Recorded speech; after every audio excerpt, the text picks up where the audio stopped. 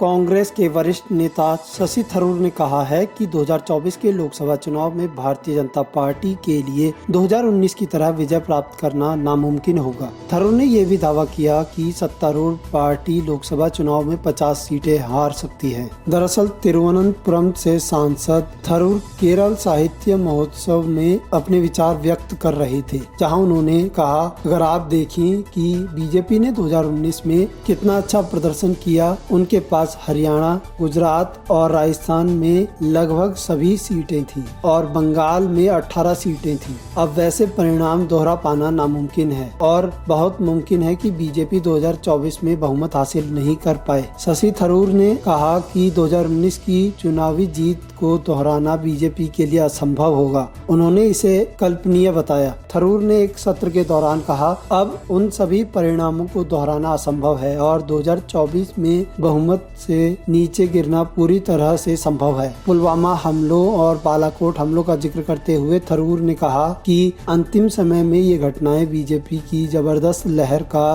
कारण बनी। इसे 2024 में दोहराया नहीं जाएगा। हालांकि इस महत्वपूर्ण सवाल पर कि क्या विपक्षी पार्टियां एक साथ आकर बीजेपी को हराएंगी, उन्होंने जवाब टाल दिया। उन्होंने कहा कि इसका जवाब देना असंभव है। थरूर ने कहा कि अगर लोकसभा चुनाव 2024 में बीजेपी की 250 सीटें आती हैं और अन्य दलों के पास 290 सीटें आती है तो हमें नहीं पता कि 290 सीटें लाने वाले दलों में एक साथ आने की सहमति बनेगी या नहीं। यहाँ आपको बता दें कि 2019 के लोकसभा चुनाव में बीजेपी ने 543 में से 303 सीटें जीती थी, जबकि कांग्रेस केवल 52 सीटें ही जीत पाई थी। बता दें कि आजादी के 75 साल बाद भारत के सामने आने वाली चुनौतियों के बारे में थरूर ने बात की। उन्होंने कहा कि लोकतंत्र में वंशवाद एक चुनौती है। उनकी पार्टी को अलग करने वालों को भी देश के चारों ओर देखना चाहिए।